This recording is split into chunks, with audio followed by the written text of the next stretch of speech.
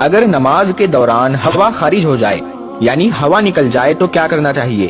کیا نماز کو فوری طور پر توڑ دینا چاہیے، یا نماز پڑھنے والا جماعت سے الگ ہو جائے، یا پھر نماز کو جاری رکھا جائے؟ نماز کے دوران ہوا نکلنے سے آپ کو کیا ملتا ہے اور آپ کے لیے اس کے بدلے میں کیا ہے، آج کی اس ویڈیو میں ہم آپ کو بتائیں گے۔ اور اس کے ساتھ ساتھ ہم آپ کو کچھ ایسی باتیں، ایسی چیزیں بھی بتائیں گے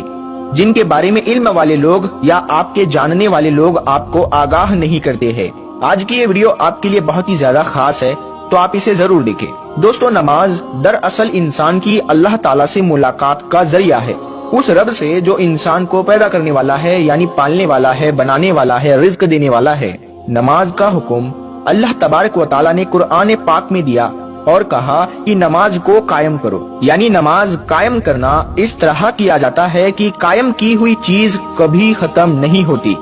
یعنی جب روزانہ 5 مرتبہ آپ کو مسجد کی طرف پکارے تو اللہ کی بارگاہ میں جا کر پیش ہو جائے اور اس بات کو اپنے ذہن میں رکھا جائے کہ دراصل آپ اللہ کے گھر جا رہے ہیں۔ اللہ کو آپ کے قیام، رکوع اور سجود کی ضرورت نہیں ہے، بلکہ آپ کے دل کے اندر جو تقوی موجود ہے کہ آپ اس دو جہاں کے رب کے سامنے پیش ہو رہے ہیں۔ اللہ تعالیٰ انسان کی وہ نیت اور اس تقوی کو دیکھتا ہے۔ پہلے دوستو، جب کسی انسان کے دل کے اندر یہ خیال بیٹھ گیا اور ایمان کی حد تک بیٹھ گیا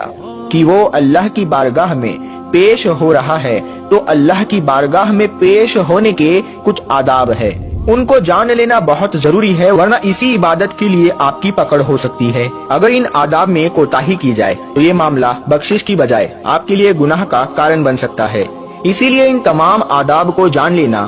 بہت ہی ضروری ہے۔ دوستو، نماز کے لیے جس جگہ کو چنا جائے وہ پاک اور صاف ہونی چاہیے، یہ ہر مسلمان کو پتا ہوتا ہے۔ آپ جہاں کھڑے ہو کر نماز ادا کرے وہاں روشنی ہونی چاہیے اور آپ کا رخ یعنی آپ کا منہ قبلہ شریف یعنی خانہ کعبہ کی طرف ہونا چاہیے۔ انسان کے جسم پر کسی قسم کی کوئی ناپاکی یعنی کوڑا یا گندگی نہیں ہونی چاہیے، کپڑے پاک اور صاف ہونے چاہیے، جسم پاک ہونا چاہیے، اور ہر نماز سے پہلے وضو کر لینا ضروری ہے۔ وضو کے کچھ فرائض ہے جن کو پورا کرنا ضروری ہے، ورنہ ان کے بغیر وضو نہیں ہوگا، اور اگر کسی شخص کا وضو نہ ہو اور وہ نماز پڑھنے کے لیے مصلی پر کھڑا ہو جائے تو اس کے نتیجے میں